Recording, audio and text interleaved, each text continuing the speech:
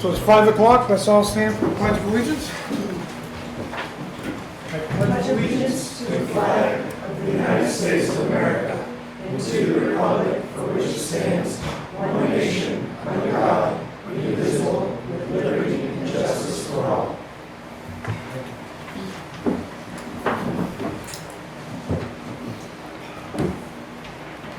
Good evening, everybody. Let's bow in prayer. Heavenly Father, I come to you in the name of the Lord Jesus Christ, knowing that by coming in the name of Jesus Christ, you hear our prayers. Father, help us as a town to do exactly what you told us in 2 Chronicles 7:14. If my people who are called by my name humble themselves and pray and seek my face and turn from their wicked ways, I will hear them from heaven and I will forgive their sin and heal their land. I pray for the town of Littleton, I pray for the surrounding towns, Father, that we would do just that. We would recognize that sin is not the way, that your law was sent. So that we can follow the pattern of our Lord Jesus Christ and follow your ways, Father. It is the only way that we can find a land that is healed and right in your eyes. Father, I pray that even the proceedings tonight would be blessed because of that. Function us the way that you have designed. Guide us by the light of Jesus Christ. And we give you all honor and glory for this meeting. It's in Jesus' name we pray. Amen. Thank you. Thank you, Pastor Todd.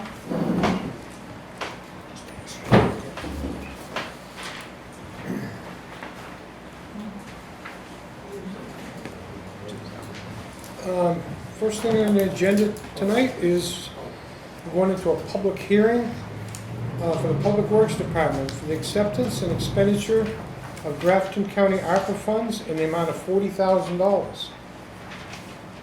And the background on that is on the April 4th, 2023 Board of Selectmen meeting, we authorized an application to Grafton County for $50,000 for the American Rescue Plan Act, funding to purchase a replacement of the sidewalk tractor. It's through the Grafton County Commissioners and Executive Committee who have authorized a portion of the ARPA funds received by the county to be allocated to the Grafton County municipalities with eligible projects of up to $50,000. And the ARPA funds fall under the final rule of the coronavirus state and fiscal recovery funds of the U.S. Department of the Treasury. There are 4 eligible categories. The categories that best fits the tractor purchase. The government services supported the COVID-19 public health and economic response with adequate roads and sidewalk maintenance. Public hearing is conducted as prescribed by the RSA 31:95-B Section 3 and RSA 91A:2 for the board to discuss the acceptance and expenditure of unanticipated money from the state, federal, and other government units or private sources. So, any other background? The only other, Chairman, is that we applied for 50, which is what the county initially had put out. I guess once everybody applied, based on what they had allocated, they came back with awarding 40. So when we get down to the actual acceptance, it'll be 40,000, not the 50 we applied for in the application. And the total price quote of the tractor is $51,490. The balance of that would come from the Invest New Hampshire funds to complete the purchase. Right. So no indirect tax dollars involved. Or direct tax dollars involved, let me rephrase that. Yeah. I had a question. Is that the price of the tractor and the piece that you're looking for, does that go out to competitive bid? I'll answer that. Doug Damko, Public Works Director. Our department's been using John Deere tractors for our sidewalks for quite a few years, and they fit well. That's the reason we've chosen John Deere, because of their width. They're a little bit narrower. But there's only one dealer in this area, down in North April. Okay. And so that's who we're going for. Okay, thank you. Yep. And I did start the clock for the 15 minutes at 5:05. And Jim, just to add on to what you said, just to clarify in regards to the tractor, it is $51,490, but we do have a trade-in value for our existing 2012 John Deere of $4,500. So that leaves a net of $46,990. I just want to clarify that.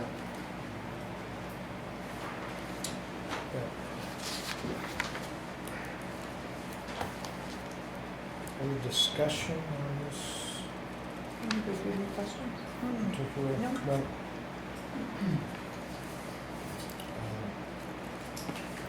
I mean, I'm just kind of throwing it by the wayside on this, that the value of that tractor is $4,500.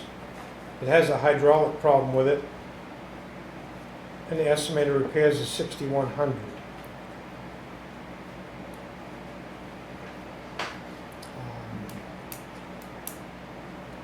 Trade-in for $46,990. So basically, with the acceptance of the $40,000, it's $7,000 that we've got to come up with out of the ARPA funds, roughly. $6,990 out of Investment. extra funds to Right. make up the difference. That's out of in the the 120,000 Yeah, that we which is- received from the investment, right? And that tractor was scheduled to be replaced next year? Correct. So that would take it out of the taxpayers' hands as far as coming up with the money Mhm. Correct. and put it on? Okay.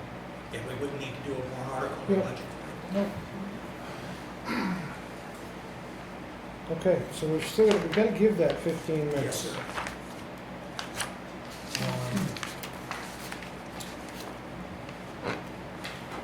So we'll go on to the next item, which is the fire department acceptance and expenditure. Franconia funds in the amount of $600,000.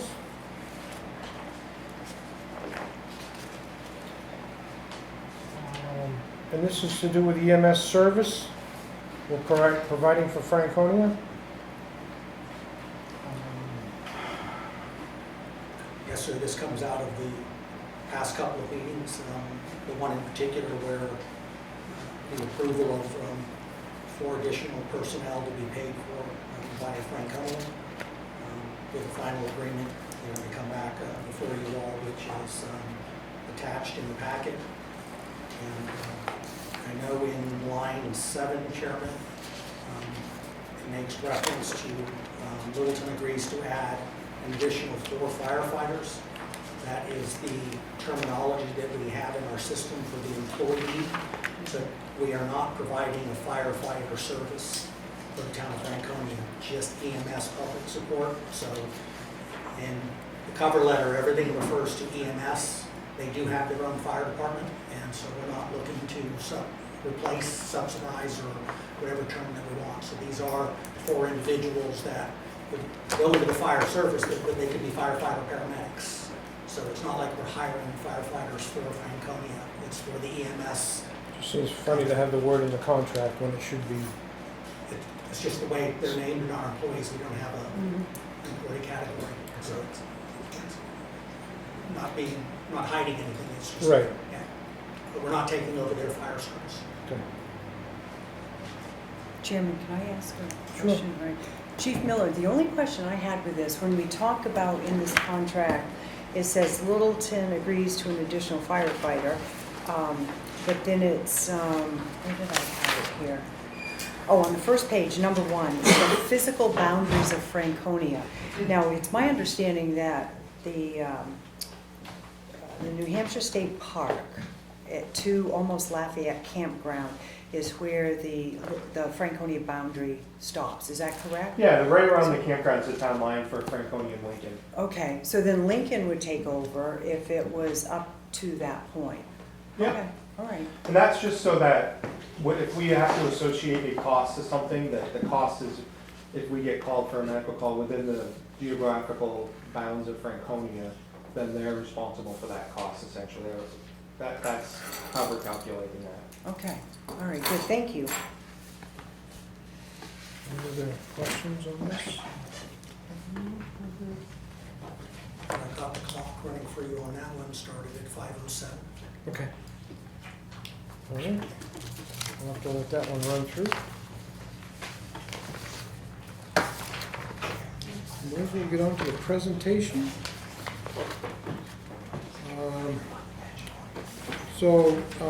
Balson and Clarke and Company, and they're gonna review the 2022 audit.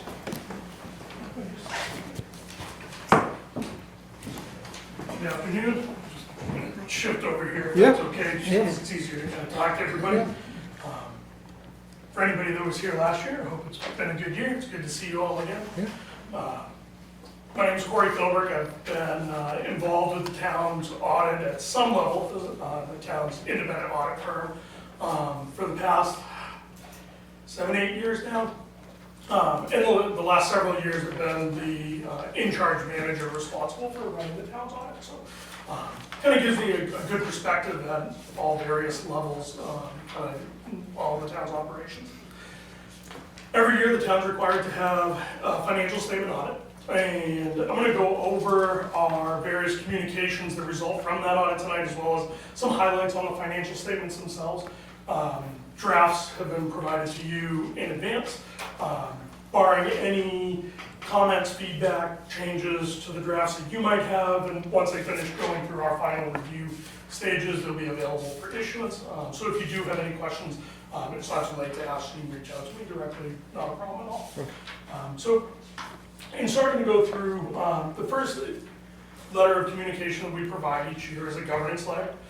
This is kind of a big picture overview of the audit process. I often refer to it as a 20,000-foot view because it just touches on the highlights. It identifies the professional standards that we conduct our audit under, to generally accepted auditing standards, as well as a lot of kind of important areas to keep in mind when looking at the audit reports. So this would include things like significant estimates, because significant estimates can change. So things like your estimated useful life of your capital assets, things like your pension and OPEB liabilities. These are highly volatile items, so our governance letter draws your attention to those.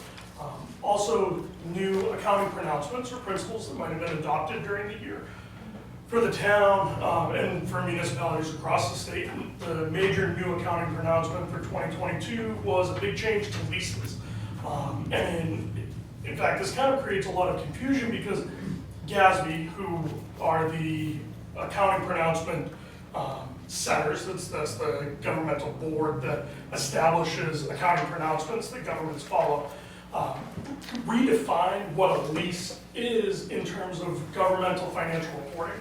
And that change took a lot of what most people would consider a rent expense and said that's no longer rent, that's now a lease.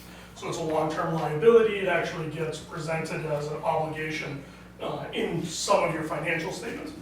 And then simultaneously, it took things that you've always referred to as a lease, like when you go out and buy a piece of heavy equipment and you enter into a quote-unquote lease transaction, and it says that's no longer called a lease, that's called a finance obligation. So there is some new terminology in your financial statements this year. The adoption of that standard didn't actually change any of the beginning numbers in your case. The financing arrangements that you've entered into historically are really kind of fall into the bucket of either a note payable or a kind of a middle ground financing obligation.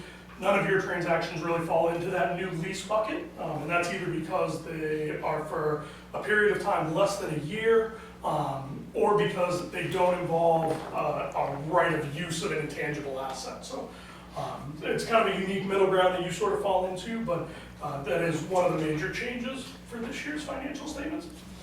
And then one of the other things that we talk about in the governance letter is material audit adjustments. So there's only 3 material audit adjustments this year, which is really good.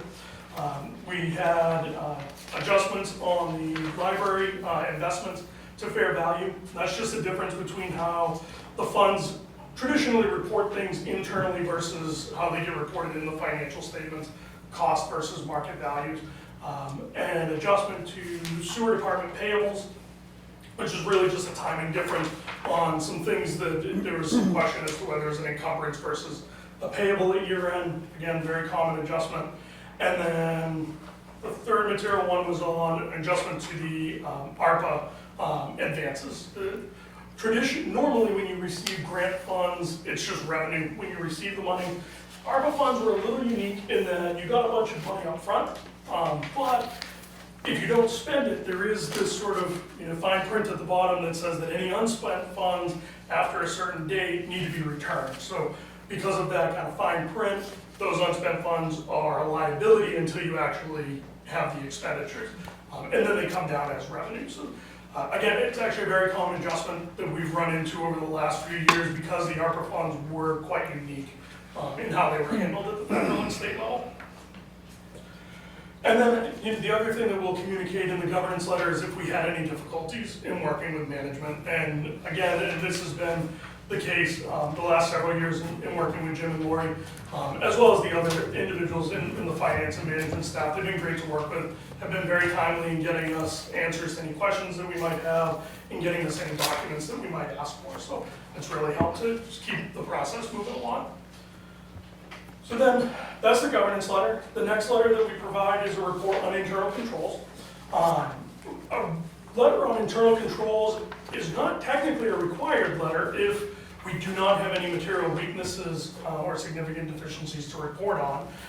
And the good news is that we don't have any to report on, but we do still provide one, just as a bit of negative assurance to tell you that we didn't identify any material weaknesses in our audit. As part of conducting our audit, we use a risk-based approach. So we look at your internal controls, what sort of checks and balances you have across your various processes, such as payroll, vendor payments, cash receipting, your sewer billing. And we look at, are those controls in place? Are they operating effectively? We'll test those controls on a rotating basis. This year we tested both vendor payments as well as payroll transactions.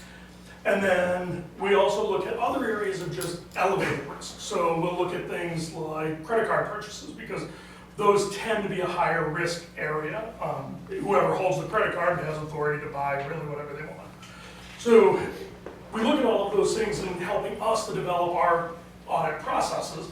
And if we uncover any material weaknesses throughout that testing, we'll communicate them to you. So we didn't identify any material weaknesses, so that's great. Let's pat on the back.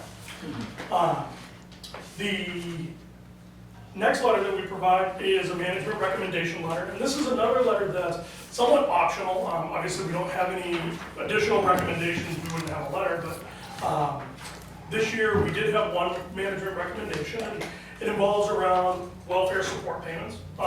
The town's current process for welfare support payments is well designed. You have a form that documents what it was for, has approval signatures for the welfare director and the vendor that's involved, as well as the aid recipient. And what we found in our testing was that while sometimes the form was being completed in its entirety, other times it was not. And it's just something that you want to make sure to kind of tighten that up. Not having all levels of documentation on that just increases the risk that payments might be made for an incorrect amount, or that inappropriate payments could be processed as well. So because welfare, obviously, you're also have an area of concern about protecting people's privacy. You oftentimes don't have the level of documentation that you would have with other vendor payments. But just having some sort of sign off by the parties involved does kind of give you that level of protection. So that was our one management recommendation. We also followed up on last year's management recommendation over payroll documentation, and found that in all of the items that we tested, you had proper time cards and documented rates of pay. So tightened up the one recommendation that we had last year. And then moving into the financial statements themselves. And again, the financial statements are almost 60 pages long. I'm not going to tie people up with going through 60 pages worth of financial information. But if you do have any questions about anything specific, please ask. I'm just going to touch on some of the highlights. Did you need me to stop for a second? We may have to, Yeah, sure. first one, right? First public hearing, yes. All right, we'll interrupt here for a minute to go back to the Public Works Department acceptance and expenditure of the ARPA funds, the amount of $40,000. Looking for a motion? I'll make the motion that the board takes the accepts the $40,000 from the ARPA fund with the $6,990 from Invest New Hampshire to purchase the John Deere tractor for a total of $46,990. I'll second it. All those in favor? Aye.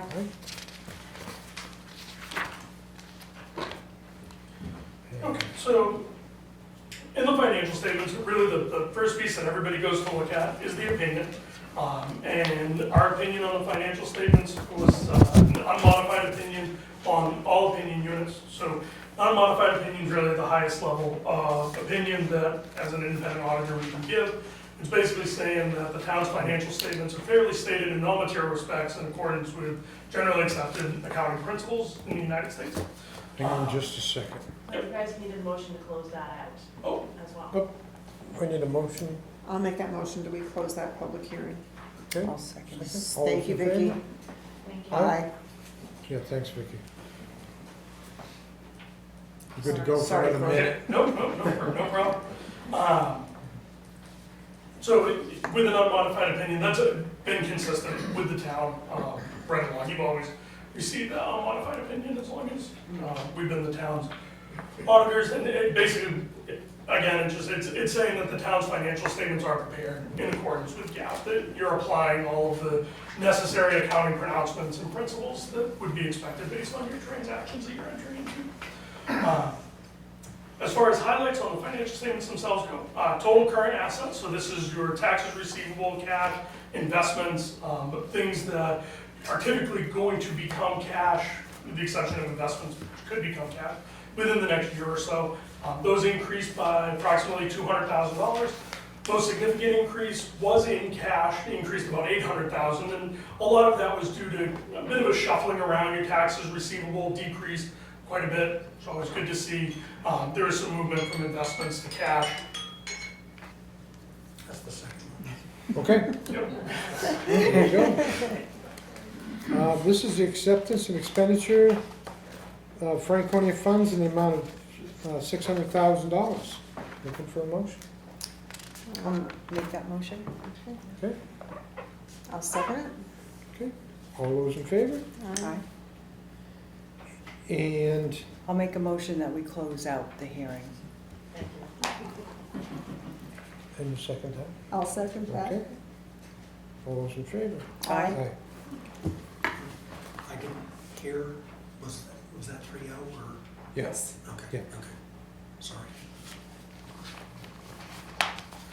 Okay, All right, so we basically had, or you basically had, cash went up 800,000. yeah, Investments, taxes, receivables, and amounts due from other governments, like grant receivables, basically. Those were collected on, so those came down, and the net impact was about a $200,000 increase. Current liabilities increased by only a marginal amount, about $67,000. And the big cause of that increase was really additional ARPA funds that came in. Last year this time, you got that second tranche of ARPA funds. A large portion of that is still unspent as of the end of 2022. So that created an increase in your liabilities, but otherwise most of the other categories, such as accounts payable, accrued expenses, actually decreased. So the net increase was only about $67,000.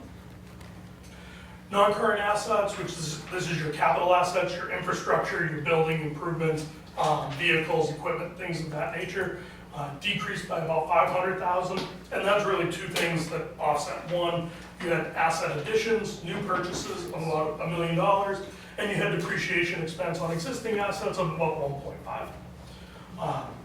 Into the long-term liabilities, one thing, if you're paying close attention, looking at last year versus this year, you'll see that line items previously listed as lease liabilities are now referred to as finance purchase obligations. But last year to this year, those actually refer to the same underlying transactions. Again, that's going back to that new accounting pronouncement change that I talked about earlier. And excluding pension and OPEB, I want to break those out just because those really are outside of the town's direct control. Excluding those, your long-term liabilities decreased approximately $400,000, and that was really just scheduled payments on existing long-term debt, driving that down, offset slightly by some new debt issuances for radios and vehicle purchases that were approved at the 2022 town meeting. The net impact of pension and OPEB balances resulted in an increase of about $132,000 on the liability side. And again, I say those are largely outside of the control of the town because the bulk of those liabilities are New Hampshire retirement system obligations, and they're allocated out to all of the member communities that participate in the New Hampshire retirement system, and it's just your proportionate share of their really large liability. Just kind of gets shuffled off of their books onto yours. Even though what you pay is just based on what their rates are. Net position, so this is your bottom line, kind of like your equity, decreased from the prior year by roughly 127,000. And I think the number that I just talked about pension and OPEB increasing 132, that's basically your decrease right there. If you exclude those, your net position, your equity bottom line actually increased about 6,000. Also, if you're looking at that balance sheet, you'll notice that if you were to back out all of your pension and OPEB obligations, you actually wouldn't be in a deficit bottom line on your government-wide financials. So that can kind of be helpful. A lot of times when you look at that very first Exhibit A balance sheet, you look all the way at the bottom, you see this giant negative number. It's like, oh my God, how can we be in the hole, like, especially that many digits? And really it's just because of those allocated liabilities from New Hampshire retirement. And that's a very common thing that you see throughout the state if you look at a lot of towns' financial statements. So looking at the governmental fund financial statements, this is where your general fund would be. Previously we were talking about government-wide, so it's everything including long-term. This is just the general fund, so this is kind of how you budget when you think about things and what it's going to cost. This is really where you're looking, is in the general fund. The general fund ended with an unassigned fund balance of $2.5 million. That's 10.5% of your gross appropriation, which is including the school and county tax as well.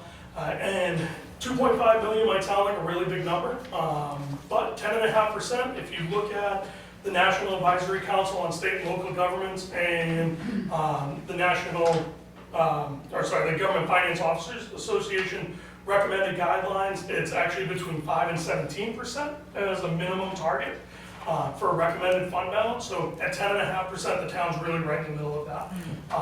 Also, it's a great trend that you've had. Not 5 years ago, you weren't even at the 5% level. I mean, we were talking 0.5% as far as the fund balance level. So you've really done a good job of getting right up into that middle of the range of where you want to be for a municipality your size.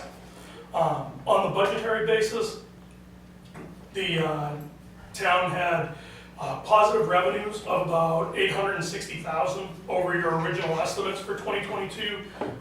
Really, that was driven by a few areas. One, you had far less use of overlay than originally anticipated. You had strong land use change taxes over original estimates, unanticipated funds from the state through the additional highway block grant funds, as well as the additional monies received from the retirement system, and then also the ambulance services, because those got brought into the general fund and were budgeted as part of the general fund, so that actually gave some additional revenues over what was originally budgeted. And then on the expenditure side, you actually spent less than what was budgeted in actually a number of departments, really almost across the board on your spending. But the most significant areas tended to be in health insurance costs, as well as in, down here, less need for welfare aid than originally anticipated. And then your welfare aid is kind of backwards looking, and 2021 was a really bad year, so obviously 22, you took a much more conservative approach and tried to better align those numbers, and better to have the budget room and not need it than vice versa. So in 2022, you ended up coming in below that. So yeah, that's the major highlights. Our communications. Again, my name is Corey Philbrick. On behalf of Vashon Cloquet, I want to thank you for continuing to use us as your independent auditors. We appreciate the relationship, and if anybody has any specific questions, I'd be happy to discuss further.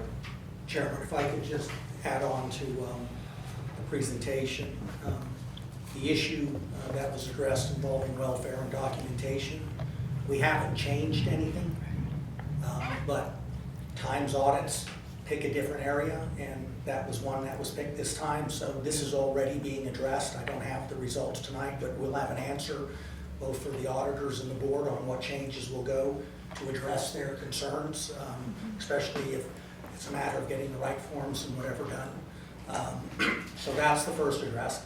Second, on ARPA, as he said, the money we haven't spent actually shows as a liability, so we'd increase those liabilities. But as you all know, we've expended all of the first half, the 307, and you also know that we've expended a significant portion of the second half in 2022. So there will be no liability or penalty back to ARPA. We're not going to return a dime to them, and I think in this next budget you will see we will exhaust all of the ARPA funds, and there's still a year or so to go in the process. So don't worry about us not spending money given to us, okay?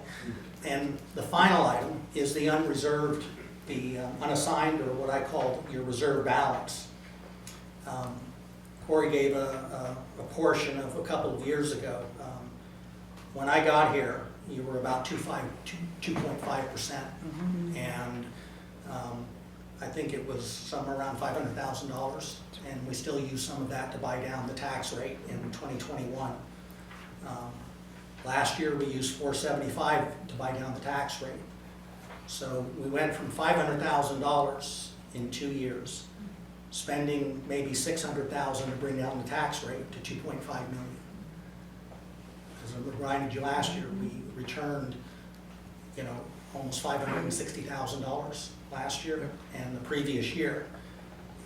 The good news on that is we are at 10.5%, and I'm not going to sit here tonight and tell you how much you should or shouldn't spend on that, but I think it helps us going into the new budget that you can still remain well above that 5%, but feel comfortable that you're going to be in a position to use some of that money towards the town 2023-24 rate, and maybe even a couple of capital items. So not only maybe keep the town rate down, but also eliminate some capital warrant items, which also keeps the rate down and still leave you with a healthy reserve above what we were.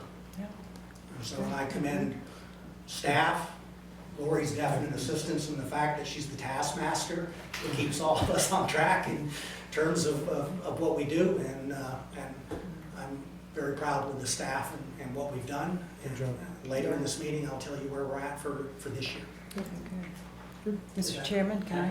Yeah, and just to reiterate what Jim said, the ARPA funds, you have until December 31st, 2024 to obligate the funds, and December 31st, 2026 to actually pay the bill. So really, as long as you have contracts in place as of the end of next year, They'll be gone this you're year. fine. Yeah, still plenty of time. We just want to have a plan. That's great. Thank you. Thank you. First of all, Corey, thank you to you and your team.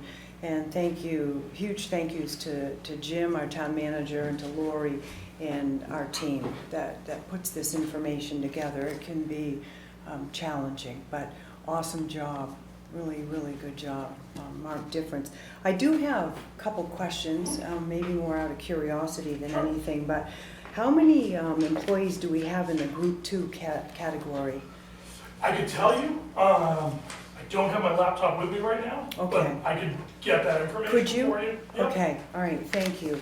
And then I noticed too that we had spent down, and it was forgiven, for the cyanobacteria remediation Oh, for yep, Partridge Lake. yep. Well, the Senate and the House actually agreed to $1 million this year to provide for 3 bodies of water. So we will have some of that for Partridge Lake. Good. So that's more of a point of interest than anything. The other question I had is on page 22. It's pretty, because we got Grove Street Bridge refinancing, parking lot enhancement, and then it goes down. It's very specific where the money, the original issue, balance. But then there's a couple there that says promissory note. Yep. There are 4. Is there a reason why it just wasn't specific with? A lot of that just depends on how the actual financing agreement is Okay. worded. If it's just general obligation though, you may have taken it out for a specific purpose, but there is no specific purpose tied to the actual financing arrangement. So that's why it's more of just a generic promissory note in the Okay. description. All right, good, thank you. And then my final question is, where do we stand on PDIP? The New Hampshire PDIP, my understanding is the monies that the town municipalities have actually goes into an account that is uninsured, and it doesn't stay in the state, but it goes sometimes to a foreign country. Is that true? And do you see anything down the road legally that we could get that turned around?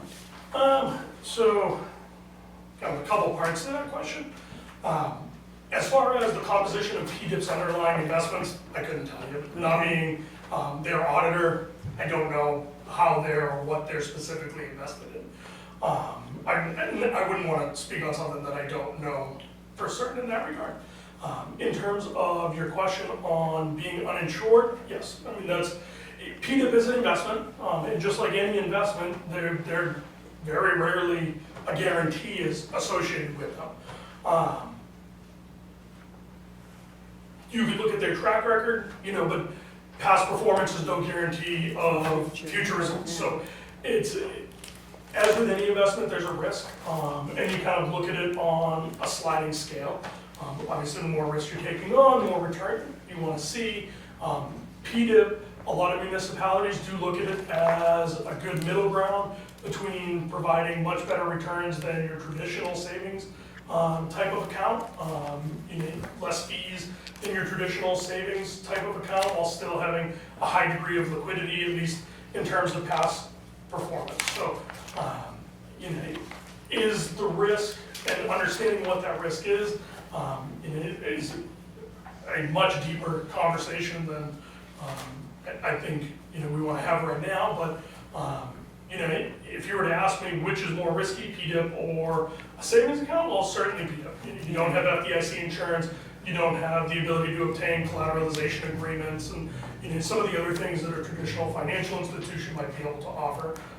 But the flip side is how much of that additional risk are you willing to take on for the additional returns, while still avoiding the even further risk of your more traditional municipal investments when you get into like your fixed income, bonds, bond mutual funds, especially equities. The last couple of years have been a terrible roller coaster ride. And pretty much no matter where you were invested in fixed income, were always a very safe investment. And especially municipalities, your fixed income mutual funds are very popular. And then all of a sudden we get into this rising interest rate environment, and fixed income just gets hammered. And huge losses across the board. While at the same time, equities are huge losses across the board, so there's really nowhere to hide. Meanwhile, PDIP, you're able to take advantage of the rising interest rates. So, long story short, is there risk? Yes. How much? That's a judgment call. As far as future legal liabilities, I'm not a lawyer, so obviously I can't give you a legal opinion on it, but to my knowledge, state statute does allow for investment in the public deposit investment pool specifically. So I would say, at least in that regard, there wouldn't be a risk in terms of international investment. I think is that where you were asking about the legal liability, was the international? Yeah, and as a community, it'd be kind of nice to keep the monies here in the community or the region so that everyone benefits. And when I found out that it oftentimes goes to international banks, and they're the ones that benefit from it. So I didn't know if you saw anything maybe down the road that might change that. Yeah, nothing that I'm aware of, but again, not a legal expert, so can't really speak on it. And as far as the decision to use PDIP or any other type of investment that might be outside of the local area versus internal, obviously, those types of kind of moral factors, for lack of a better term, obviously that's going to be a community-to-community decision and a very kind of internal decision. But I can see where you might make a case for that. I just might. Thank you, Corey. Appreciate it. Thank you. I have a question. Sure. Okay. This audit that you did is for 2022, right? Yep. Okay. Do you see the difference between 2022 audit and the year before? if you see the difference in spending or whatever you got, in your report, how we taxpayer find out about? So, there's always differences. There's differences in your budget year to year. And so when we're looking at differences, we look at both differences, just raw dollars, year over year. But then we also look at how does that stack up against the budget. State statute allows for towns to transfer between budget line items. And your limit on spending is based on the bottom dollar. So your total appropriation, your total budget. And as long as towns do not spend over that, then that's in compliance with state law. If they do exceed that amount, which has been the case in past years, I don't remember the exact year, but 2017, 2018, maybe in that time frame, the town overspent its bottom line, and we actually, it's noted right in the financial statements themselves that occurred. So that's where that would be reported, is if there was too much spending during the year. If you wanted to just compare, you would want to take last year's financials and then take this year's financials, and towards the back, roughly, page one there, they're long, so roughly page 39 in this year's draft, as long as none of the numbers change, there's a budget versus actual comparison where it shows you this is what was budgeted in the general fund. That's basically supported by taxation as well as other budgeted revenue sources. And here's what actually occurred. And then the difference, and you could look at that and compare that to the same schedule from last year and get a feel for what the changes were. Do your company communicate with the tree selectmen if it goes above the big spending and maybe, giving some kind of suggestion? Yeah, Your company I'm talking about, the company that you work. So as independent auditors, we can't really provide consultation in telling the town how to spend money or how not to spend money. So if the town asks us, are we allowed to do this? Are we allowed to do that? We can answer those questions. If there's questions about like what's allowable under state statute or what's allowable for a grant, we can answer those. But as far as telling the town how to use their budget, that's really outside of our position as independent auditors. But if they overspend and they spend more than they should have, then we would report on that. Thank you. Yeah, absolutely. Good, Corey, thank you very much. Thank you. You're welcome. Have a nice evening, and hopefully I'll talk to you again. Lori, do they need to do a motion to accept the draft audit as presented? Okay, I'll make that motion. Okay, I'll second it. all those in favor? Aye. Case closed. Is Linda and Gary? Yeah. Carrie and Linda. Gary and Linda. Thank you. Thank you, Corey. Thank you.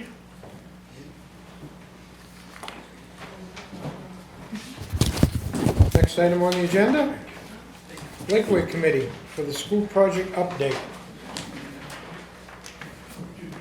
Henry? Well, thanks for asking Lakeway Committee members to show up tonight. And my focus is going to be on Article 5, which was passed as a warrant article for $155,000. And I'm happy to report that we're slightly under that budget for the year so far. But we're only about halfway through the process, so we all know how things could either go up or go down. Out of the $155,000 budget that we had approved, $88,500 went to, is going towards Banwell Architect. We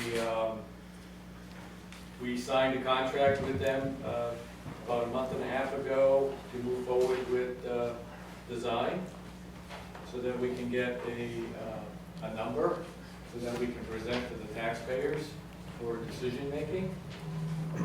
The school board portion of the funds was $66,500. And I'm gonna go down through the list to let you know where we're at with so forth on that part of the school board's requirements. Currently, we're in contract review for the construction manager portion. It was originally budgeted at $10,000, and the contract proposal for pre-bond construction for review from the construction management firm, who is BPS, Bonnet, Page and Stone.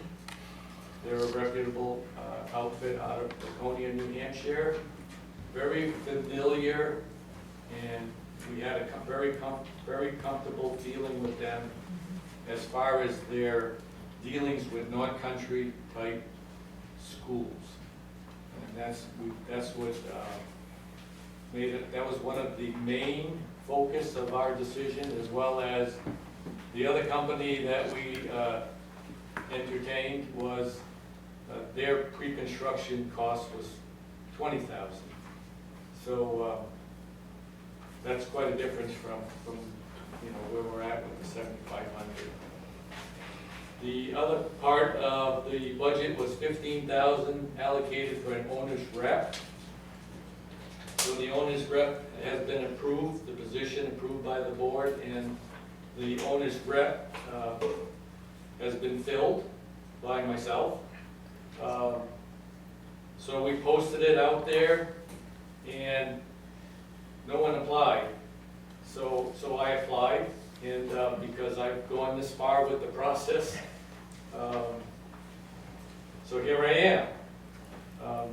I would like to tell everyone that that $15,000 is not going to be spent as far as in my wallet, so we'll be on the budget there. So far, we've done all of this process, and no one's charging anybody anything for owner's rep. So stay tuned on that one. The test pits and borings, we had budgeted $15,000. We previously have done some borings at the site, but the overall footprint of the school has to be adjusted, because as with any other project, as you do your due diligence, you find out that the original footprint doesn't go with some of the studies that you've done. Anybody who's ever done this process knows that, well, you know how that goes. That things never go according to the plan, and this is why we all do our due diligence.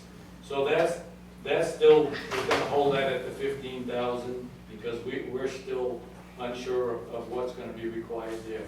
We just completed our wetland survey, and it was $1,000 more than the actual budgeted cost. And originally, we had that at $11,500. Why was it more?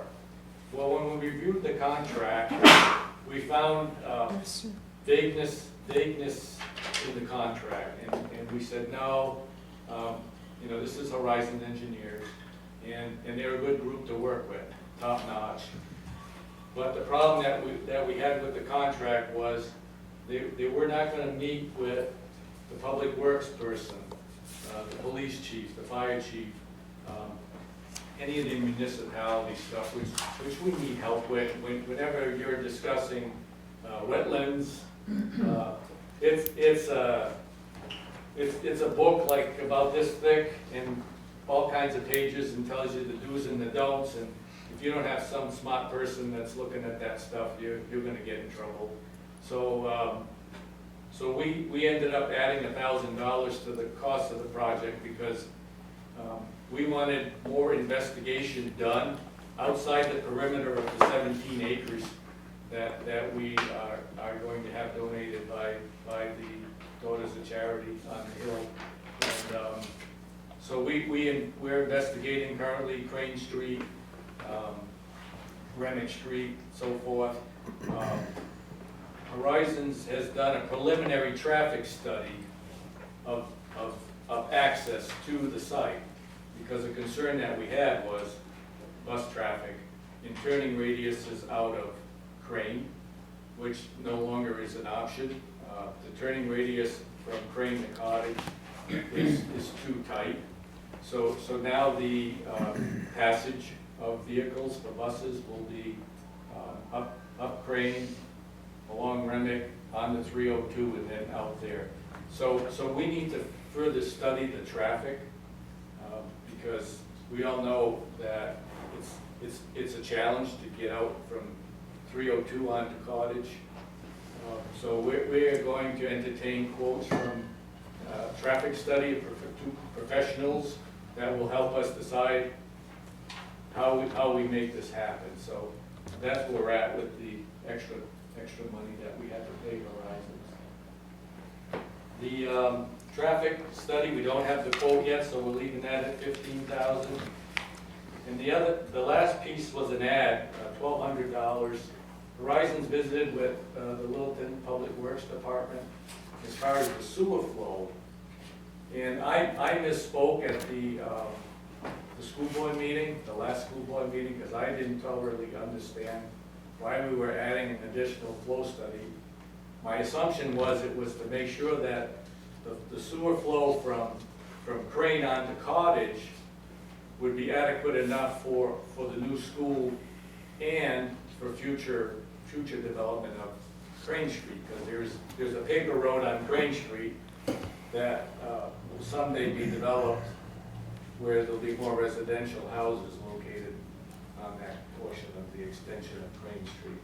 So now what I understand about the flow, you can correct me if I'm wrong, is Willow Street, so the sewer flow goes from Crane to Willow to Grove to Cottage, yes? That's correct. All right, so there's very little documentation about Willow Street, yes?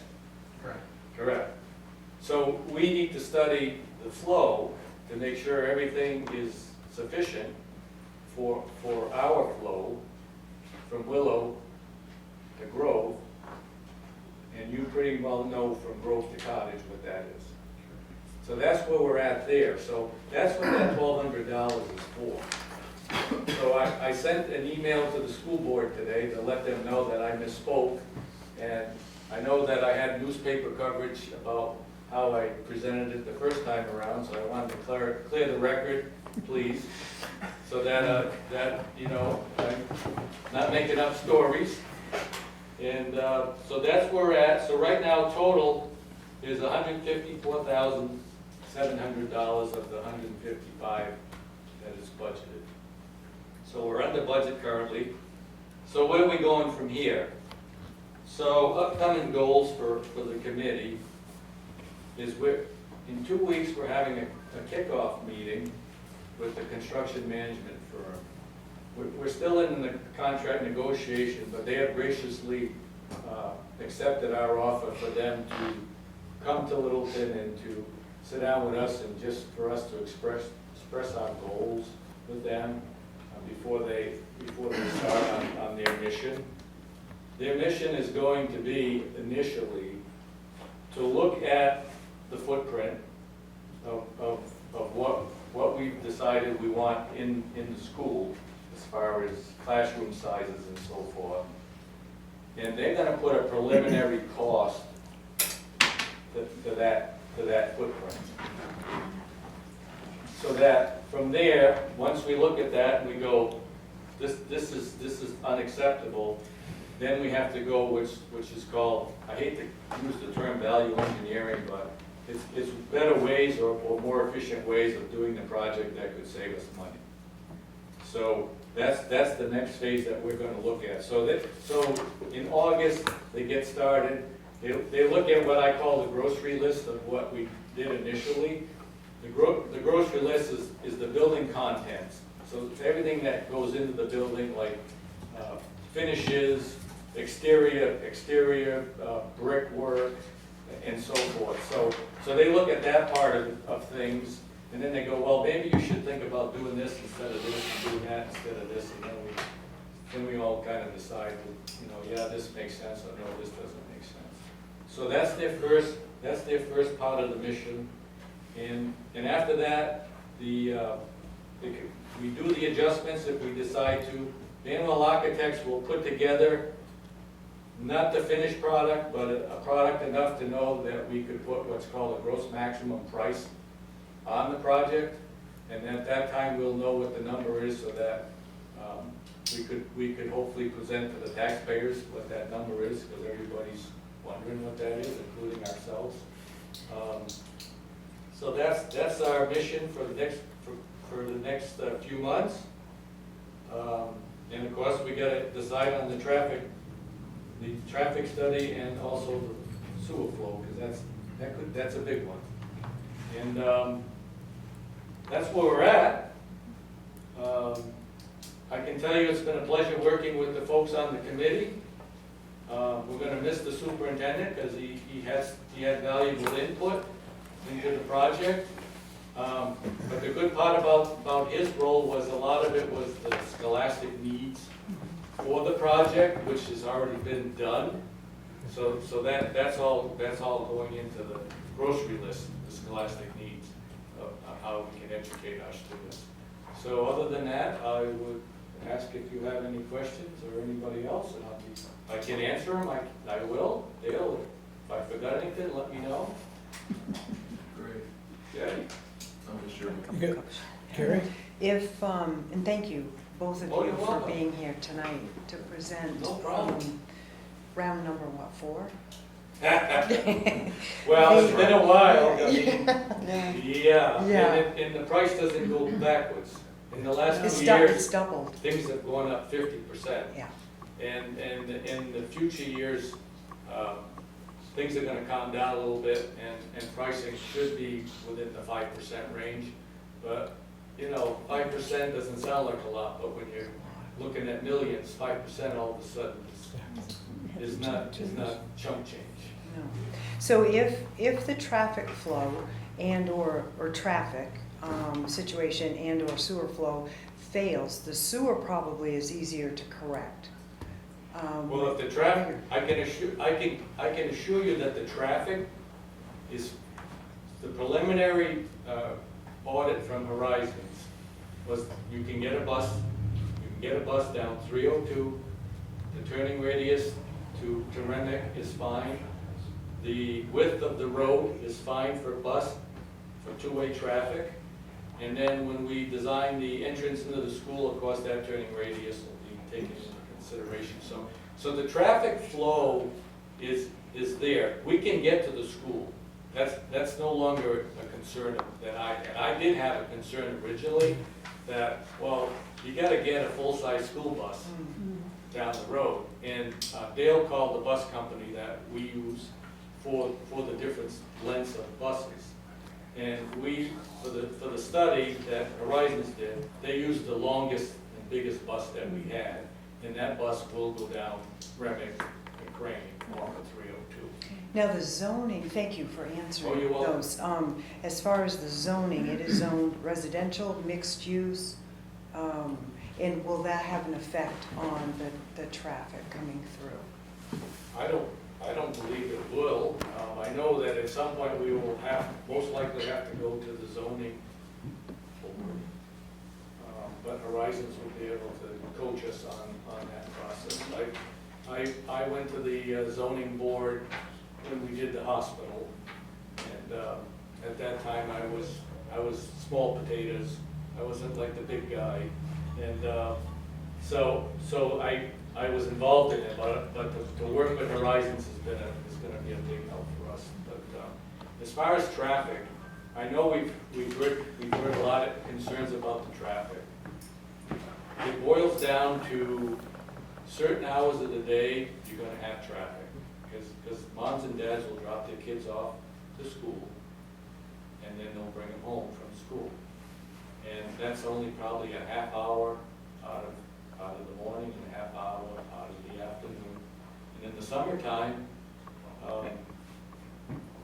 it's pretty well summer school only, and traffic will be at a minimum, and I don't know if there are buses that run in the summer, Dale, or. Full-size buses. So, I mean, that's about all I can tell you about the traffic. As you can well imagine, as a selectman, we've already fielded quite a few calls from residents up there. Oh, yes, we had, Big concerns. you know what, I appreciate the concerns. We had a community forum, and I think it was last November. It was a little aggressive, to say the least. But that's okay, you know, people are entitled to voice their opinion, and we listen, and it'll be up to the taxpayers, once we do our due diligence, to decide whether we move forward with the school or we don't, so. And this will be on the warrant article in March. Well, that has not been decided. Okay. The school board is looking at options because we were given notification from the Department of Education that they've changed their funding allocation timeline. And at the moment, Dale, you can correct me if I screw up on this one, but there's a one-year moratorium on them trying to get caught up with their promises already to other school projects. And once the moratorium is over, the earliest that we will ever get word of any kind of allocation from the state is in 2026. So in the meanwhile, the inflation and everything goes up. So the consideration that the school board will be looking into, and it'll be their decision, as to whether we put this year on the warrant article, or we wait, or we keep trying year after year. I mean, at some point, something's got to give, right? We've been working at this since, since Dan Wiggett probably didn't have gray hair. Bill, yeah, what about the access to that property up there after the overpass, the road that goes in? We looked at that, right? It's a paper road, it's close to the Bethlehem line, but to get that road built Yeah. is buku dollars. Yeah, but it would be the best place to put it, because you're not gonna have all that residential, right?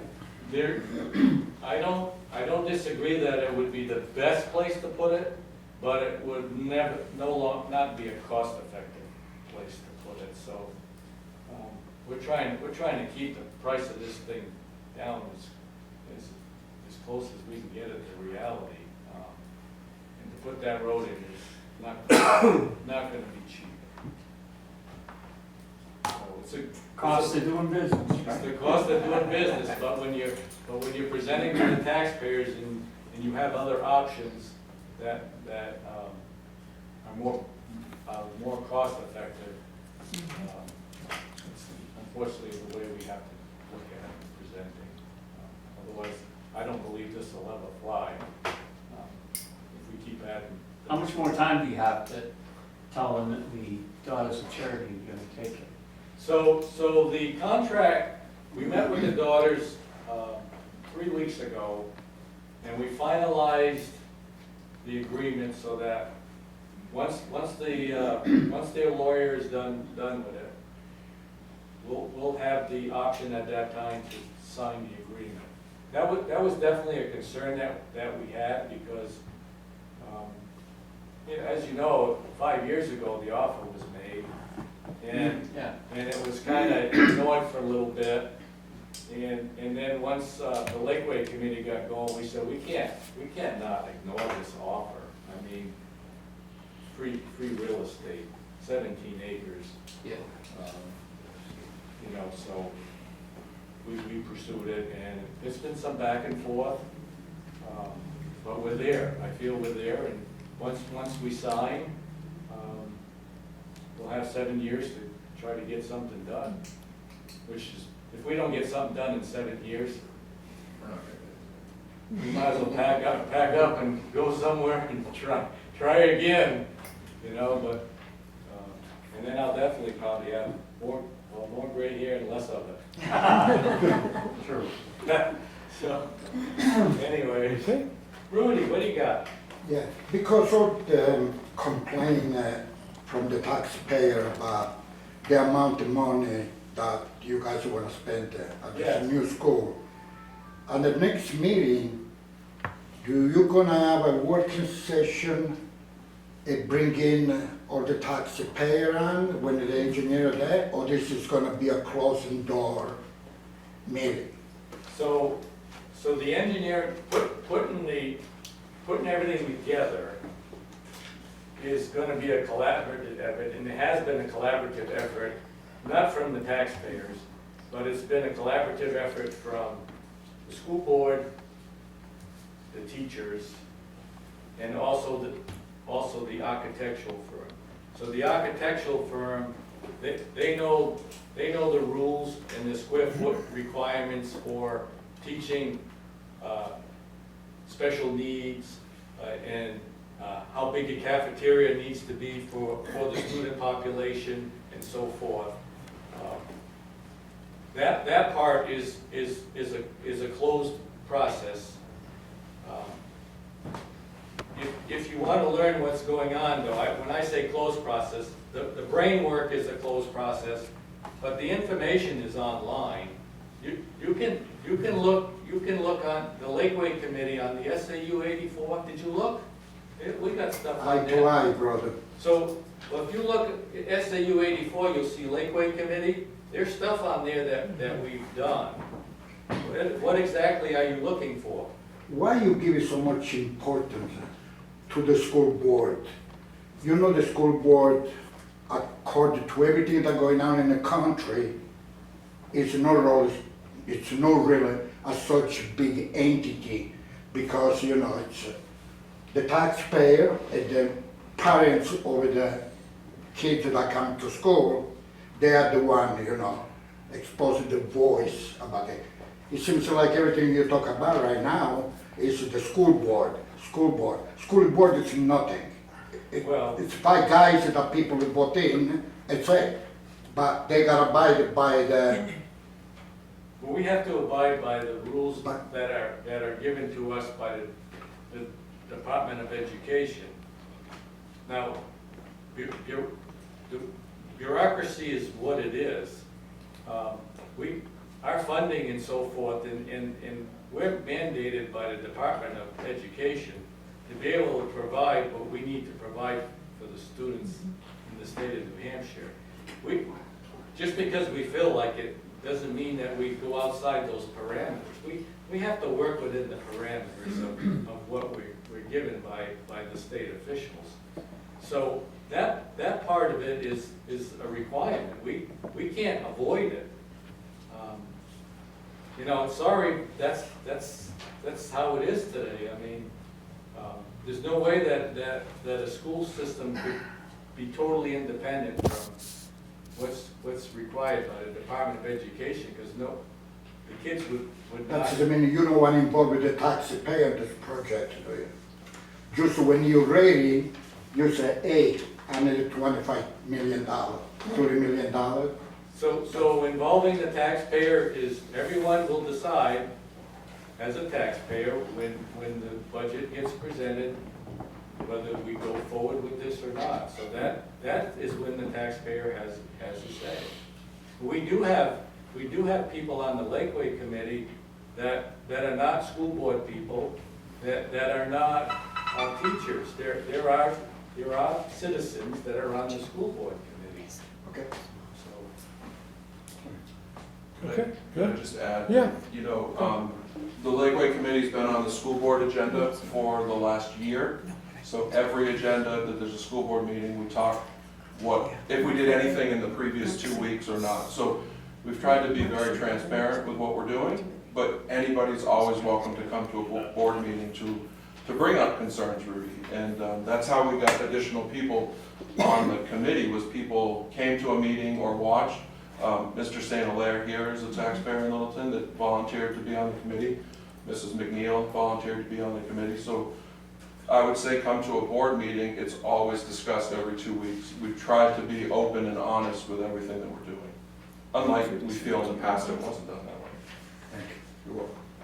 All right, Any Right. other questions? Thank you. thank you for your presentation. And Thank you very much, guys. Thank you for your Appreciate questions, it. Rudy, thank you. Appreciate your time.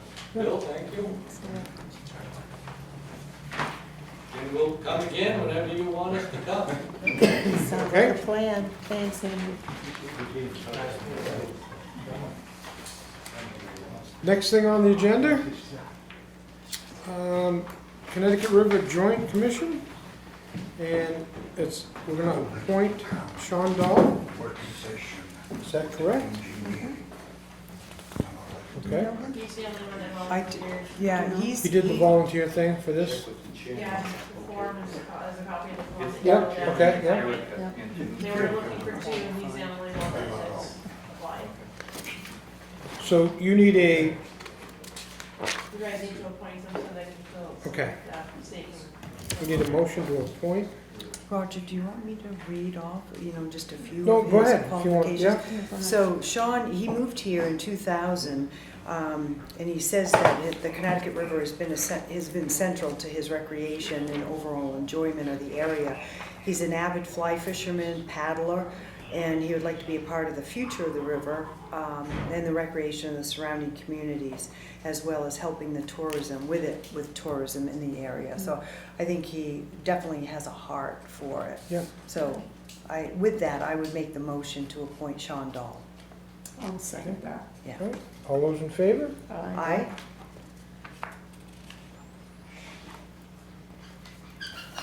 Yeah, reading over his review earlier, I thought it was, he Yeah. was sort of what we need to have. Yeah.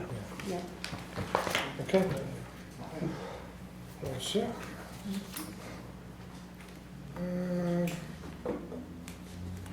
Now we're gonna have the approvals of the Board of Selectmen meeting. Did you find anything? The only change that and it's the one on Monday, June 12th, Yeah? on almost to the bottom of the page, talks about Casella, and I had mentioned that Casella, NCIC in Bethlehem, is scheduled to close in 2026, and it got in as Pemmy Baker. So Oh, maybe okay. just The Penny that, Baker contract needs to be Yep. changed. yeah, that, It's- so instead of Penny Baker, it's not NCIC, what, NCES, thank you. Yeah. Okay. Instead of Penny Baker, because they probably wouldn't want to Yeah. know that they were closing when they Yeah, I were know. closing. Okay, looking for a motion to accept the minutes of the meeting as, I'll make that Sure. motion. A second. okay, all those in favor? Aye. And that's on the meeting on the 12th, so on the 21st, 2023, the work session. Did you pick up anything there that was out of the ordinary? No, I'll make a motion, we accept the minutes from Thursday, June 21st work session as presented. I'll second it. All right, all those in favor? Aye. Aye. Town managers updates. Yes, sir, just one item on there. Ahead, here locally is partnering with the LIDC to build a proposed road in the Littleton Industrial Development Corridor. And the purpose of the road is to open the park up for two things, future development and also residential development. I think the LIDC has recognized the need to be involved in the housing market in order to benefit not only the existing businesses, but even to attract additional businesses to the area, that there needs to be, we all know there's a housing crisis in Littleton, like many other areas. What this is the town is not being put under any financial requirements, but nonprofits can't be the ones that keep the record with the National Environmental Policy and under HUD's regulations. So they have to have a responsible entity, and responsible entity is generally local or state government. So ahead in LIDC has asked for the town to serve as that sponsor or that responsible entity. But Horizons and Engineering has been engaged to perform the required environmental review and facilitate all program requirements and conditions of approval. The town of Littleton is not being asked to fund any portion of the required environmental review or any program requirements or conditions of approval. This is the same process and responsibility that HUD funded community development block grant project uses. And I think the town has done this previous with North Country Council and some other entities where they need a sponsor. So we technically would be the sponsor, so that environmental assessment would go for involving the road through the extension of the road in the industrial park. So if there's any questions. I think that's the biggest factor. It's pretty much environmental right now. That's what the focus will be. Yeah. So I went ahead and had Vicki add this so that if there was approval, I could notify them tomorrow so they could proceed. So you need a motion? You need a motion for the town? To approve the town as being the responsible entity for LIDC and ahead on the proposed road project. Okay, Vicki, what he said, that's my motion. Second it. Okay, thank you. Okay, all those in favor? Aye. Aye. Approved.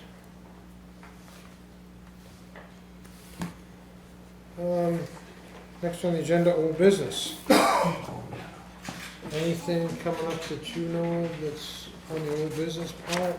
No, I think we've seen a lot of gray hairs in this room tonight, so we can. Yeah. The only thing I have to ask is the trees that are on Railroad Street.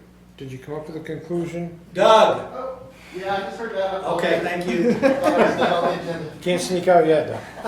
Yeah, and then I have something after you. Update on the trees. I went out and took some site photos and got the trees identified, but I'm still waiting to hear back through the traffic engineer in terms of what their recommendation was on whether those trees would benefit the situation to have them. And they are on private property, so we would need to reach out to the owner who's out of the area Okay. to ask permission to remove them, if that was. So it's been in progress, but I don't have a final Okay. for you tonight. There was a question that Marie brought up about traffic counts. Yes, when the traffic study was done, they indicated that the right-of-way was Drew Street. And the street sign, when you come off from Brook Road, says Railroad Street, and then Drew Street Yes. is an annex from that. And the traffic study, if they'd done their job with a little integrity, they would have realized the traffic is always going up and down Railroad Street. There's a lot of business and truck traffic, and I don't mean pickup truck traffic. Concrete trucks, excavation trucks, fuel trucks, rubbish trucks, everything going up and down that road all day long. And to me, they should have done the traffic study in the wintertime if they think it's dangerous coming down in the wintertime. I've seen that road many a time, bare as bare can be. And we are the ones on Railroad Street that have the hump up in the middle of the road, and we're having to navigate those oncoming huge trucks and staying over in our lane. Always been a busy road. It's always been a busy road, and I'm sorry if those trees are a problem, but over the years since they've been planted, they have grown, and they have disabled us from seeing up that road during the daytime. And I myself have caught myself in the middle of the intersection going very slow, and I'm in the middle of the road, and here comes boom down the road. My thing is, do I continue going across very slowly and they stop, Or do I back up and maybe there's a big truck sitting behind me? I continue going. I just don't want to see anybody die. For the cost of 2 trees being cut down, if the landlord or the landowner doesn't agree, then, hey, if somebody gets hurt, I'm gonna tell them to sue them because it was their ignorance that caused it. And over 30 years of those trees being there, they have really grown. No, okay, thanks for the follow-up. It's an update on that. Yep. Linda, you had something else? Actually, I had a couple of things. You want to deal with them now? Under old business? Yeah. Yeah, the dog license update, how is that going? It's going. Okay. Good progress or what you expect? I had around 200 people we got a call. Yeah. About 50% are pretty angry when we contact them, which is par for course. I mean, Yeah.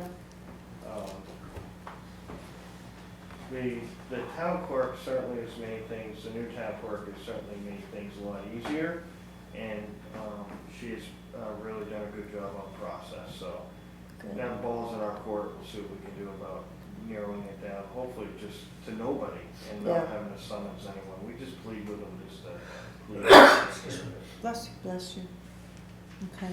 Then the other thing, Chief, is the stop signs on Oak Hill. Are we gonna have stop lines painted on the road? I asked for stop lines. Okay. Yes, I believe the crew is on that schedule. They're not, Because I've watched several people, it's like they don't know whether they need to stop, 3 or 4 feet before the stop sign, or at the stop sign, or just past the stop sign. so I observed, Doug was actually there with me, people that would actually stop, but they would stop on the crosswalk. Yeah, So, I talked to Bill Sargent, it's not required to have stop bars at every stop sign, but that's a good location to have that, he said that they would get out there. Doug actually put up signs that say stop sign ahead. yeah, I've seen those. And so we've informed patrol to start doing motor vehicle enforcement now, because it's been several weeks, we had really good signage saying, hey, there's a new stop sign ahead, and so now we're gonna get in the enforcement phase, which could, we'll roll it out slowly with some warnings, and then eventually there'll be some summonses. It's just, people have to start paying attention. Mhm. Okay, thank you, Chief. Thanks. All set? Just Yeah, ask the vice go chair. ahead.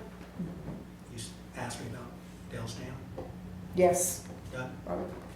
For an update on it? Yes. Yes, because that was a warrant article this year. Yep.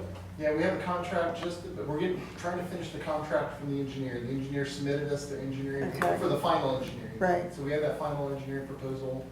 We're working out the contract. I was just speaking with our attorney today. We're just working on the last piece of that. And then we'll be going for funding? The funding's already been approved. Okay. Well, I know the funding's improved, but Yeah. been approved, but put But it we'll go forward in, put with it in that. place, and the work won't be done this year. No, there's still engineering and permitting that need to be done. So All right. that's gonna be- How did it do with all this extra rain? I've not heard of any, I didn't go out and look at it myself, and I hadn't heard any reports of concerns of it Good. carrying A over. lot less than we've had in the past. Good. A lot less. Good. Yeah. I checked on it a few times and didn't see anything concerning. Okay. And we did update the emergency action plan, the EAP, on the dam as well Yep. recently. And I've been talking to the Division of Dams at the state to give them an update on our progress, Okay. so. I don't know, I Just just, take from the presentation, I just had a feeling that it was like imminently gonna dissolve or something. I know it doesn't have major structural deficiencies. The main deficiency with the dam is it doesn't have capacity, meaning it could Right. overtop Right, and it could fail Right. with that overtop. That's the main concern.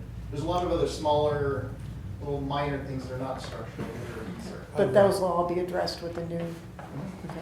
Out of 130 years, it hasn't happened yet. I know, I know, And, thank goodness. Yeah. And so the project is, I think it's like, just yeah. Whoever knocked on wood, thank you. Just in summary for a quick update. Glad somebody did. The project is basically gonna keep the character of the dam and basically Yeah. armor it so the whole thing functions like a spillway Right. if it ever needed to. Right. Is this Dale's Dam? Does. Yeah, From my understanding, we had a dam failure in southern New Hampshire as a result of the rains, and it was due to overtopping. yeah. So the overtopping causes the erosion, which causes the failure of the dam. Right. So yes, knocking on wood with the rain that we've had, that we're gonna make it a few more years. Yeah. Good, Thank you. thanks. Under new business now, Parks and Rec, acceptance and expenditure funds from concerts in the park in the amount of $6,850. Yep, you as the Board of Selectmen accepted and authorized the $7,250 at the May 22nd meeting. This is just the last chunk of that, of checks and donations that have been received just for the concerts in the park and banner program. So just asking for accepting and authorizing this last chunk of money. I'll make And that motion. I did attach that final list. I think Yep. you have read most of those Yep. off, but Yep. just so you're aware. I'll second that. All right, all those in favor? Aye. Aye. Thank you. Thank you, Caitlin.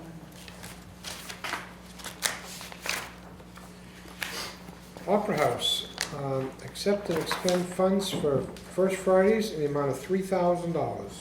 Yeah, this is the last batch of donations for funding for Fridays this year. Yep. We're looking to accept and expend them. Yeah, I'll ready make for a that motion motion? that we accept and expend the $3,000. I'll second it. All those in favor? Aye. Aye. Want me to read the donations? Thank you all the sponsors for that, too. Adam, hang on a second. Do you want, Do you want me to read the sponsors or no? you can, yes, Yours is- yes. yeah, okay. Shanghai, 500, Mascoma, 1,000, Littleton Studio School, 250, Rail Trail Village, 250, and Woodsville Guarantee, $1,000. Yep, Jim?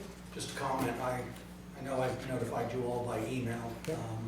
Adam has got an excellent opportunity for himself, and his last day with us will be the first Friday of August 4th. So he will finish off his event, and he starts his new job on Monday the 7th. And I want to tell him it's been an unbelievable opportunity to work with him. I'm really appreciative of what he's done. He was hired as Opera House manager, but expanded that involving cultural arts that wasn't here. He's going to be very difficult to replace. Since he won't be here, or by the time we have our next meeting, at least wanted to Yeah. acknowledge him in front of you all, in the sense that we'll start the process of some options. I've been approached by some entities, and so we may have some discussions that were similar to this that were held in the past, but tonight, I want to thank him for what he's done. Well, thank you, Adam. And Thank you. wish him well in his new endeavors. He's definitely set the bar high. Yeah, And I think the thing that's most impressed me about any time I've been around Adam is his enthusiasm for the town and his enthusiasm for the events that he does, that he's created and put on. He's not leaving Littleton, he's No, fortunate. and to there have a are- job there where are we work people- remote, so Yeah. There are people that come from out of town for every one of your First Fridays that I've talked to, and that's the first thing out of their mouths is how much they enjoy it. That's awesome. That they really, it's fun to be in Littleton on Friday nights. It's good. It's always fun. Been a Yeah. pleasure. Thank you. The rain sucks. yeah, And again, thanks, Adam. yeah, thank you. Thank you, Adam. Thanks, Adam. Okay, next on the agenda, administrative. Littleton support team intent to negotiate and set dates and appoint a BOS member. Yes, as you know, that there was a new bargaining unit voted on and approved by what I'll refer to as the bulk of it, what had been the non-unionized employees, primarily in administration and other roles with the city, with a few exceptions.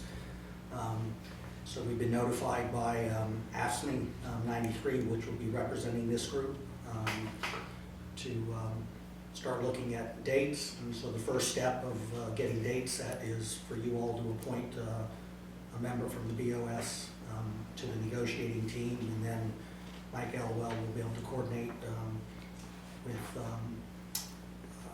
the field representative with Chris. AFSCME. Yeah, well, it used to be Chris. Chris has left them and is in another entity now.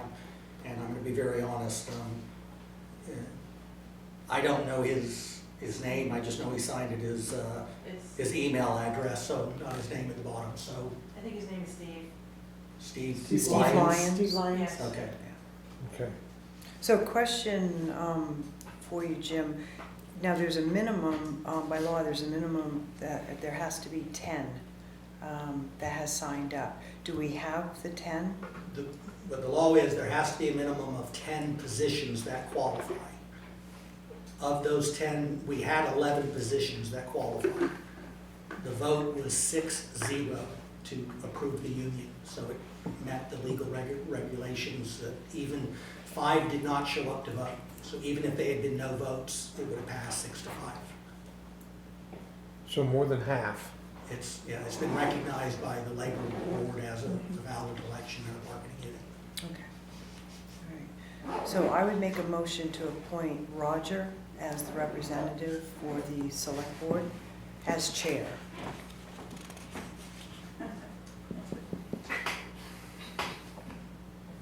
I'll accept it. Okay, I'll second that.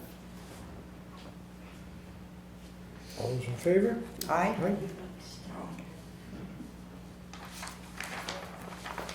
right, Roger, we'll coordinate dates with you Yep. and work around Yep, your it's schedule. gonna be after the 14th of August. No, between the 5th and the 14th. Please, no. No, he's No, gone. he's not gone the 5th available, to the so 14th. I read it now wrong. I'll be able to give the attorney Roger tomorrow and then have him then propose dates so that I Okay. can So coordinate them. So it'll be after the 14th. Yeah. Yeah. Okay, administrative, June budget update. Turn this one over to Jim. Yeah, in your packet, Yep. I'd like to follow up on at least the good news that we got from the auditors, that as the year has gone on, with some adjustments and using the Invest New Hampshire funds and what have you, we have improved our position to where at 50% of the year, where in an ideal scenario would be 50% or higher, which means we're under budget, or 50% or below we're over budget, and townwide we're 6.13% under budget as of 6/30/2023. We have 56.13% to spend as of the end of June. It doesn't mean that you will spend all of that, and I don't have that crystal ball for the next 6 months, but the trend has been tracking well for us. As we've stated before, legal just seems to be a moving target. Streetlights, as I told you, I think we under budgeted the potential increase. Yeah. And welfare, I'll have that discussion with the welfare coordinator involving the audit items, but we've also, had some discussions of the fact that it is a constant stream on a daily basis of the folks coming to the town window for assistance. So we're in a non-COVID year. I mean, we budgeted down based on historics, and we're seeing the trend go back. And as you all know better than me, it's a line item that we're mandated to spend, no matter what that is. And it's primarily in miscellaneous, homelessness, putting people up. We are getting hit with a significant number of folks in reference to their rent. One thing I've asked the welfare director to look at is when somebody shows up and says they're 3 or 4 months behind, I think it's a little difficult asking us to pay back rent. It's one thing if you've got trouble paying next month's rent and we can get you through, but paying back and then getting current, knowing that we're gonna see you again in 2-3 months, that's just something that, so I just need to find out legal-wise, what is our obligation in the sense that I can't believe that we're obligated to be paying 4 or 5 months of rent if people didn't reach out, to assistance. But that seems the area where we're really getting hit is on rent and miscellaneous housing.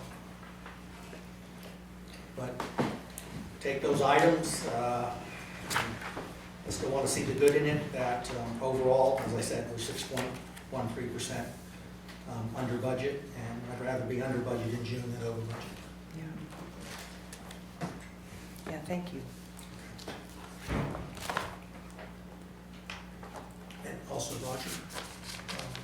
late, gone ahead and emailed them to you. This is the chief's fire report on the number of calls through June. And just while we were here, I did just a quick little math. Well, last month was 141 total responses. When you take the 791 incidents for the year, we're averaging about 132 responses per month in the fire department. What I will ask the chief is to see if he can give me that in comparison to last year, so we just have some understanding on it. Is that number growing? Because, I mean, it seems like a lot in reference to looking at it from here, but I don't know how that compares to last year's numbers, so I'll work with the chief and see if we can't, he's going. Yeah, I'll get with Mike tomorrow at staff and see if we can't get a comparison, just so we kind of, since we've been doing this as a new report, so we have something to base it from. Right.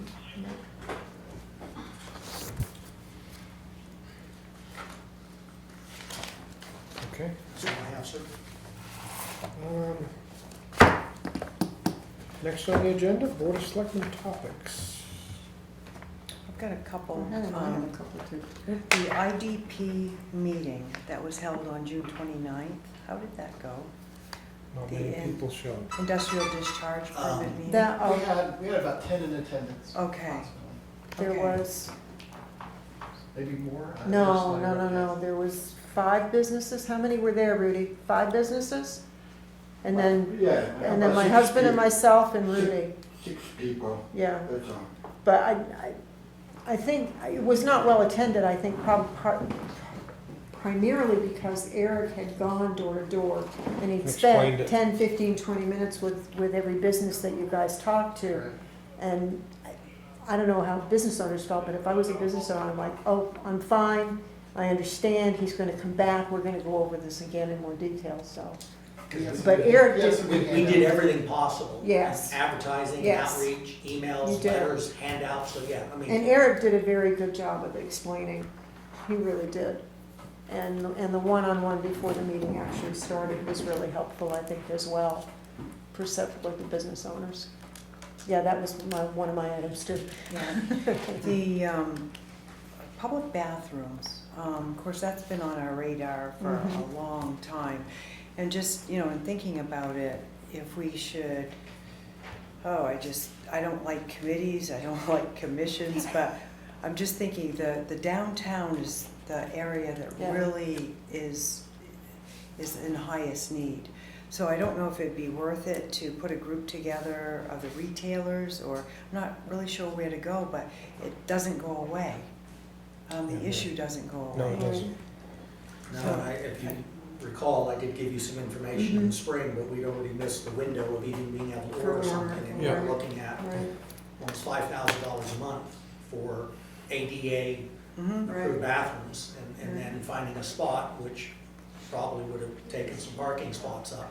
And then it's not just the cost of the bathroom, it's then the maintaining it, the emptying it, and do you hire staff? Because you gotta have somebody going through there every couple of hours, because I mean, you just can't leave the bathroom for the day, for the tourists, and then we have a problem on there. So, yeah, it's gonna be a challenge, and then if we don't rent and we build, then it's 2 issues. It still comes down to the cost to build, and then the issues that the chief and I have brought up over time is just the constant public nuisance that you have. And then again, the fact that we would have to have dedicated staff or a contractor that is monitoring them on a regular basis and cleaning them and changing the paper and. So the community house just received a pretty substantial grant, $24,000. It was a very competitive grant, and they received $24,000. And talking to Mary and George, they may be interested in putting something in the carriage house. We also did a grant for Northern Borders. So if they get that, that could be on the radar. So we may want to start even having discussions. The item is still this, though. It's challenging because people would have to come up the hill, and I don't know with disabilities and all of that how we'd work around it. But there may be some hope on the radar. And with a lot of buses, I don't think the buses could get up this through here and turn around out back to get back out. If there are a lot of cars. Depending on the parking. Yeah. But, so I don't know, that may be something that we can continue the discussions on as well. The other two things that I want to bring up, and it was on our, ironically enough, on our New Hampshire Town and City publication this month, and I didn't even know it. The First Amendment audits, they're alive and well, and they're going around to different municipalities, town offices. They've been at the State House, and I'm wondering, Jim, if it's something we should do some training in. We can address that definitely again tomorrow. I mean, it is something that Paul is discussed with us on a regular basis. Yes. And this is an item as a staff we talk about on an ongoing basis. Every time we hear a story of another community, we talk about that and stress the fact that we're not going to be one of those videos that people look at. Well, they'll video, I mean, but no, what I mean is for the people viral. who react inappropriately to what they're looking for. We have our town offices that are marked, so therefore they have to remain in the lobby because they don't have a right to go into private offices. Even the Opera House did some signage and whatever involving that office because there was some concerns in reference to access. And I know police and fire, so tomorrow at staff, I mean, I can have that conversation, but it's not one time we have this discussion. Every time we see one of the videos or we hear they're around, we'll get notification by other towns. It's a constant reminder that there's a way that you deal with these folks. You're polite, you provide, whatever we can, but at the same time, don't get intimidated, because somebody puts a camera on you. Don't get angry. They have every right to do those things, and they're not in your workspace. So and they're trained to poke the bear. Yes. And of course, they make a lot of money. The angrier the person behind the camera gets, the more clicks. Yeah. So our goal would be to make it as No boring clicks. as no clicks. The fact that we would not be a video that would get any clicks. No clicks. The no click zone. Yeah. We have staff meeting tomorrow, and I can address that again with the chief. We've actually had a couple audits, and our municipal employees have done phenomenal. Good. And they just don't really address these individuals because they're trying to get a rise out of you. Police officers have just walked away from that because, and it's more than clicks, it's a lawsuit. They have legal representation and they'll sue the town. So I think, based on our conversation with staff and the way that we've improved our town offices, we are in a much better position to address First Amendment audits, and unlike many other communities where they don't have restricted areas and people are just walking into the records room. So, I think we're in really, really, really good shape. Good, thank you. Thank you. But I will add that to tomorrow's staff agenda as a refresher. Because they're rearing up again. Yeah. Getting all excited about Second this. Amendment audits you gotta worry about. Oh, yeah. And then the last thing I have, and I'm just trying to get ahead of the curve here. Actually, I've got two more things. Trying to get ahead of the curve here, those everyone belongs lawn signs. So Bethlehem just recently made a decision not to post one on their town office. So I think, we don't have to decide anything tonight, but I think to get ahead of the curve, we at least have to be thinking about it. They do not have a policy, we don't have a policy, and I certainly don't want to kick the beehive, but we're probably going to be asked. So I just want us to be... Is it just a town office or is it town property? That I don't know. I know they were specifically approached the town office, which is town property. But I don't know. I mean, as a policy, you all can be very clear of the fact that it's not permitted. What I would just want to check tomorrow then is what's the mechanism if somebody sticks one out on town property somewhere, with the zoning officer, because we don't kind of have code enforcement. And so, but then we would pick up that sign no different than a real estate sign or going out of business sign or a sales sign. It should affect everybody. Right. Yeah. So I think just staying ahead of it is going to be really important. And then the only other thing I get, we've got this 2023 Littleton Advocates Guide Yep. from North Country Council. There was some things that I had questions on that seemed contradictory. And they're saying that the current population in Littleton is 4,625. Current number of housing units, 2,508. That I wouldn't have anything to compare it to. But then on the very last page, we're now up to 5,927 people. They hit the right number there. Total population. So I'm not sure how helpful, I mean, I was hoping that we really, because we paid $15,000 for a grant, we approved it for this Right. report. This was back quite a while ago now. But so I just didn't know, Jim, and of course the median income in Littleton, 39,614. That is 19% below poverty. Where are you reading that? I Oh, was doing some research. Because on the last page, it's 40,125. I know. Any ideas, Jim? I'm gonna invite them to a meeting and explain Okay. the guide. Thank you. Yeah, I think that would be a good idea. Yeah, I just don't, I'm not following. And they have the occupations in here, but they don't have retired as an occupation. No, I went through that the other night, and was Yeah. having trouble with it myself. Yeah. So I'm just thinking, it didn't come out of our pocket, but we did approve it, so our name is attached to it. But this really isn't 100% It's helpful. not, yeah, no, it's not. Yeah. It's not. And they really should, they spelled businesses wrong on the front page, but this is an old picture. And I didn't write. I know.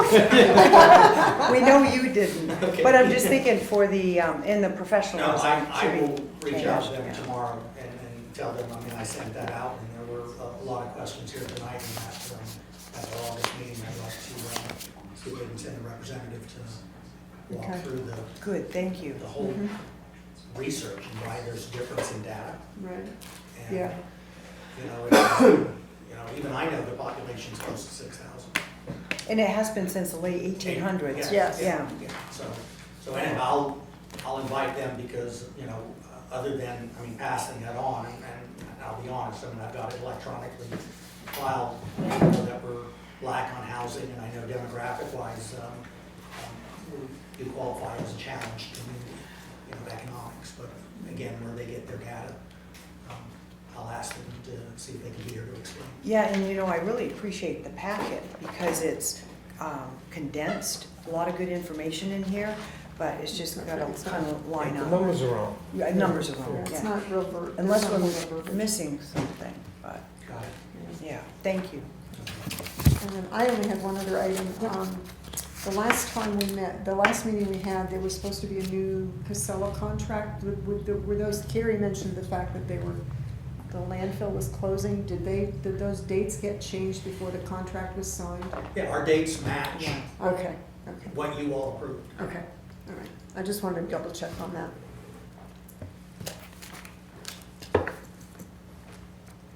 I'm good. One other thing for me, Jim, sore subject, but to make out with the decals today. I don't know if you saw the chief's truck, it was decaled. Okay. So as far as I know, they're all They're decaled. good. I called them this Finally morning, came they in. said they've been decaled. They're small decals, but they're on the vehicle. I made a point when I walked over today, I saw it only drive on the street when in park, and so I did see them on his vehicle. Because I did see somewhere too that it was temporary, right? That I don't know. I know there was original set came in, they put on the admin vehicle. Yeah. After you and I talked Yeah. a week or so ago, I told them I was tired of talking about decals and get something on that truck. Yeah. So what is on that truck right now is to make sure there are decals on it. Yeah. I can find out tomorrow, are those decals the ones that are being there, or is there another set that's coming in that actually gets formalized and put on? But, even with the admin one, they're not big. It may be no bigger Yeah, I than know. a piece of paper. Yeah, they were small. So I guess my question to you is, I would like to see full-size decals on, like on the trailers, so that people know what's coming through the main street at a high rate of speed, rather than try to read some little sign going 50 miles an hour. I was gonna say, let Jim find out if those are the permanent ones, and if they're intended to be permanent, then we need to rediscuss this and have the larger ones put on. Okay, I mean, we'll table that till next meeting. yeah, what trailer? I mean, the two enclosed trailers that are sitting down there Yeah, beside the fire yeah. station, you know, within They 2, need to 3 have days, they indication, let it up with right. big letters, and Right. for some reason, these aren't, and, you know, I saw Yeah, then one they flying need to through the be- main street with the sirens going, and I understand he was going to emergency, but Yeah, nobody knows what it is for a vehicle. And it needs to be, yeah, you know, so people can identify. yeah. Not at all to be argumentative, No. the decals will be there, but we also have police vehicles that go through, and you don't know they're police vehicles, so I mean, It's hard to read the ghost. yeah. Yeah, I but mean, sometimes they and I'm don't- not throwing him under the bus. Sometimes but they I'm don't saying- want us to know. Well, I know, but I'm just saying, I mean, so it's not just that, I mean, you Yeah. know, Yeah. they do have lights, and they do flash, Yeah. and they're the emergency lights, which people are trained to, so usually if you're looking at the side of the vehicle, you're okay. Yeah. What you don't wanna be is the vehicle coming at you. Yeah, And I'm not being Right, argumentative, right, you know, yeah. we've discussed this, so I'll have Yeah. a discussion with the chief right. in terms of that, but, you know, being seen from the side is more important, or is less important than being seen come through an intersection, and while No, we're you rushing know, to see even if somebody, it's- we also don't hurt them or hurt somebody else. Right. Hard to read on the police cruisers, at least it goes down both doors, and you can, you know, you can see what it Like I is, said, but yeah. no argument, Yeah. John, you know that, I mean, Yeah. Right, that's the only other thing I had. I'm hoping this will be the last time that we have used the word defense, okay? 'Cause Yeah, I know, yeah. I'm about tired of it. Yeah.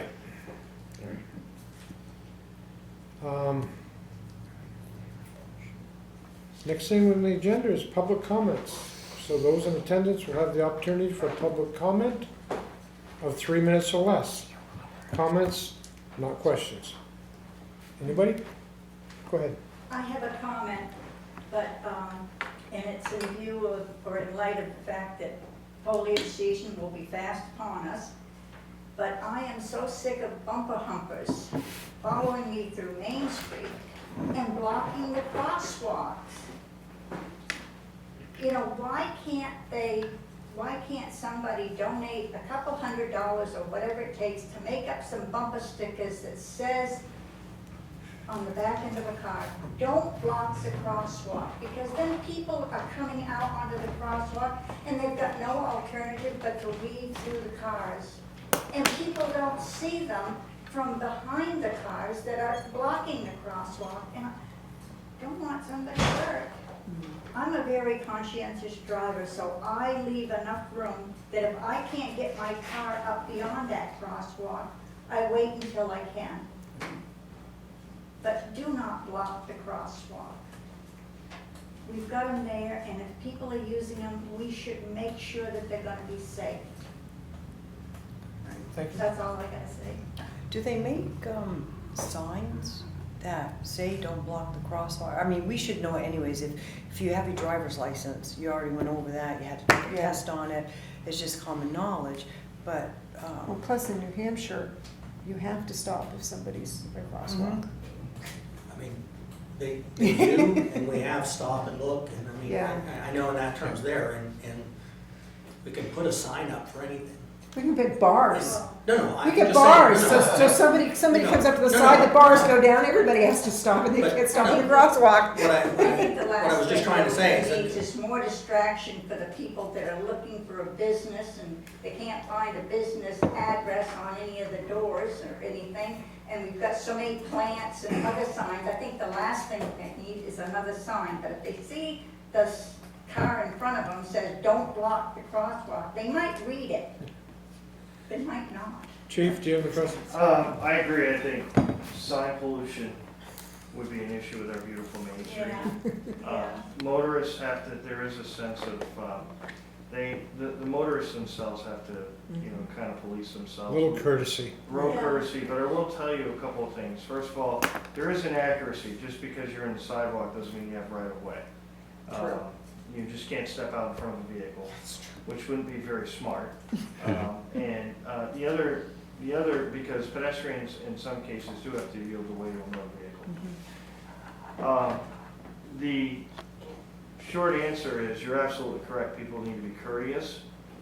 However, if there is a injury or fatality due to somebody's negligence in stopping on the sidewalk, then they can be held liable, both criminally and civilly for that I action. hate to see that happen. So, it is an education thing. Maybe we can put something up, I'll put something up on our, we have 10,000 followers on our social media. We'll try to get the word out that way. It's a great point to make because, you know, we have those bump outs and we do have signage that says this is where the crossing is. Yeah.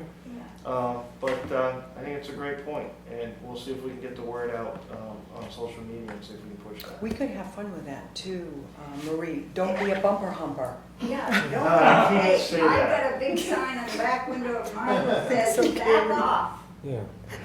Yeah, we'll probably say something different. That's what she said. The I know. closer you get, the slower I go.